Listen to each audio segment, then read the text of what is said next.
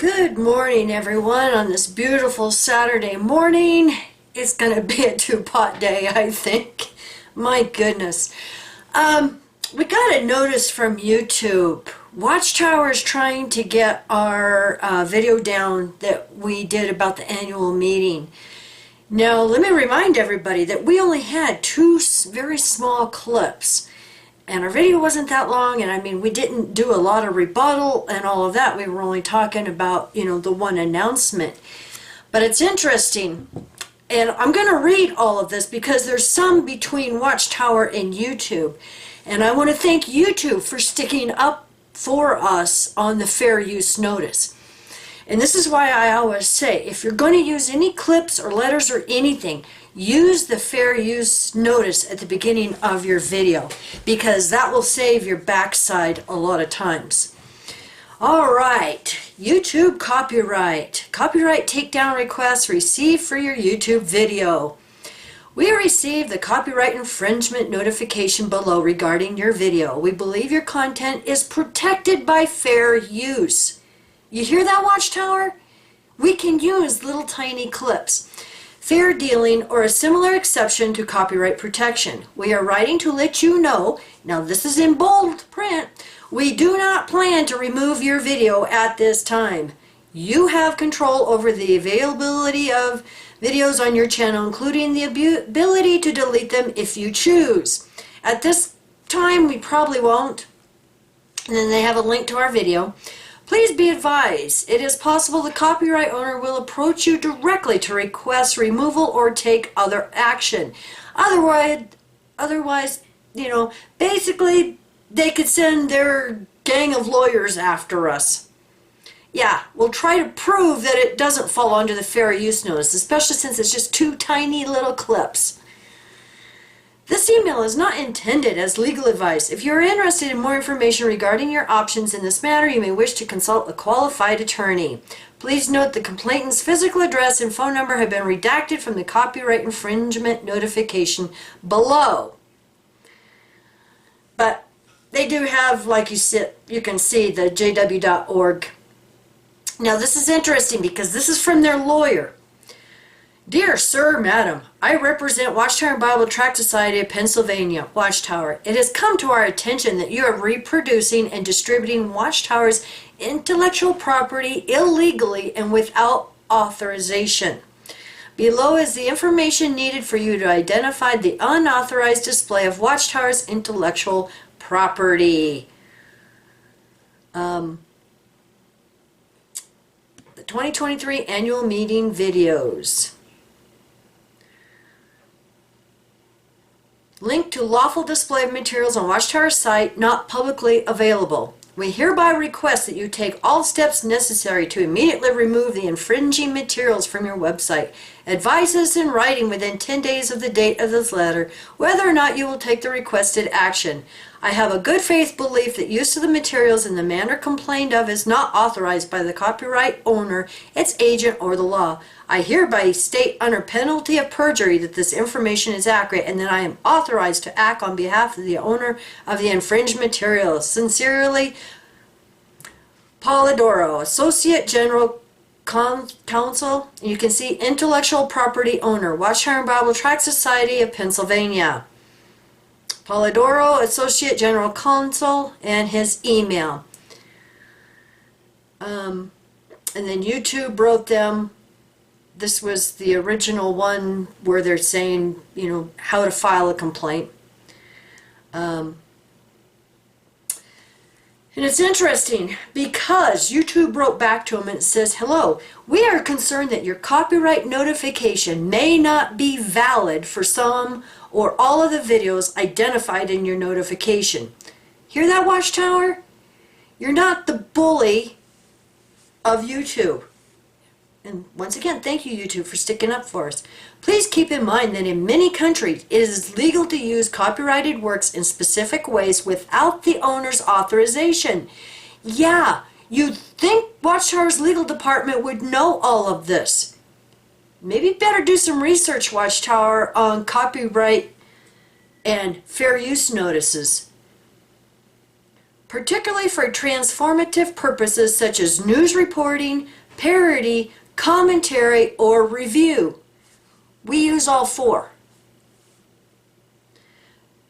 Some countries protect such uses under doctrines of fair use or fair dealing, while others allow for specific exceptions to copyright protection. And then they have a link to learn more about fair use in the United States. Mr. Poldoro, if you still believe your copyright is infringed by the YouTube video identified in your notification, please explain in detail why you think so. We ask that you provide more detail than was included in your initial notice. And I already read that, how they feel because it wasn't available for public. He writes back and says, to whom it may concern, Watchtower and Bible Tract Society of Pennsylvania, Watchtower, carefully conducted a good faith fair use analysis prior to sending the DMCA takedown notice referenced below. The infringing video reported in the DMCA takedown notice makes commercial use of multiple Watchtower-owned creative unpublished videos without authorization. Well, that's what the fair use is.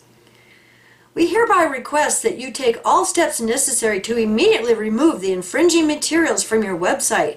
Advise us in writing within 10 days of the date of this letter whether or not you will take the requested action. Polidoro again, Watchtower and Bible Tract Society,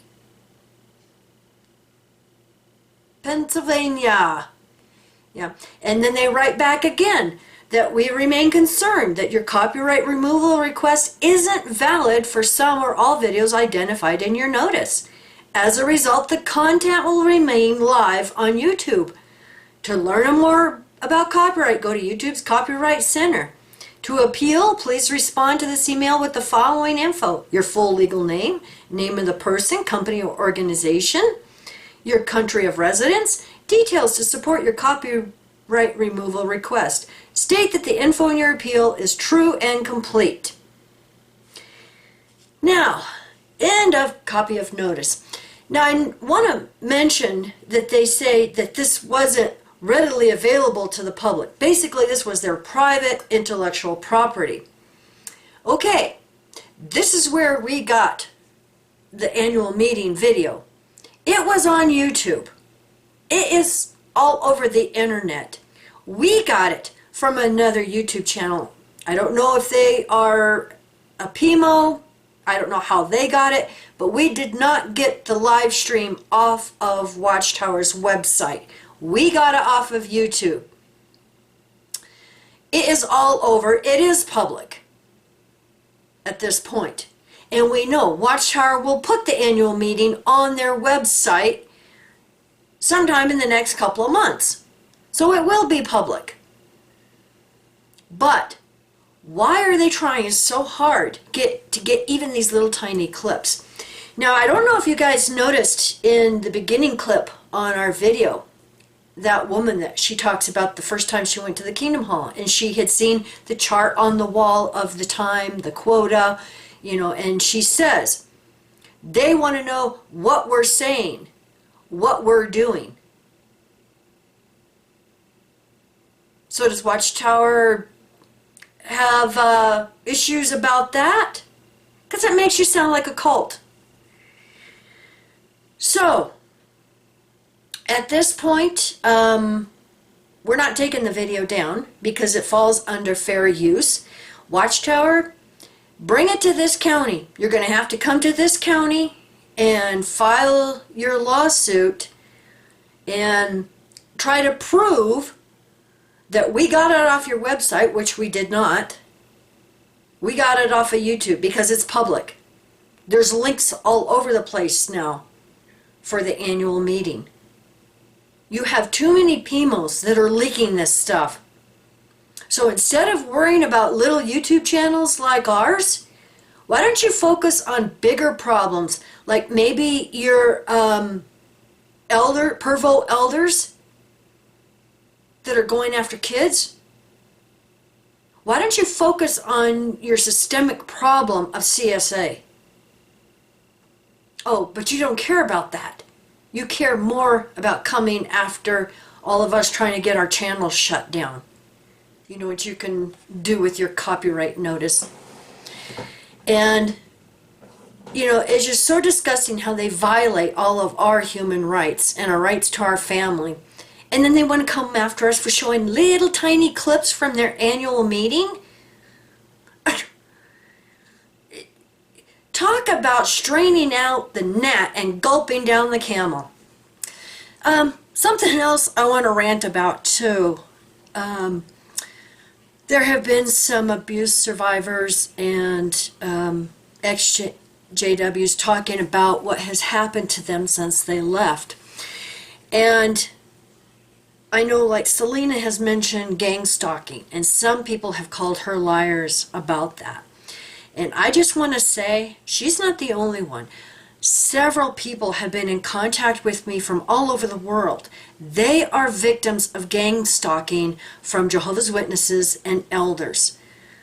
And what this means, I don't know why they want to do this. I mean, it just makes, it's illogical. But these ex-JWs have sent me videos. They have sent me photos. One woman kept getting dead animals left right on her doorstep. Like there's a step going into your door. So this wasn't an accident. The first time, it's like, oh, this is really weird. An dead owl left at my door. But this has happened several times.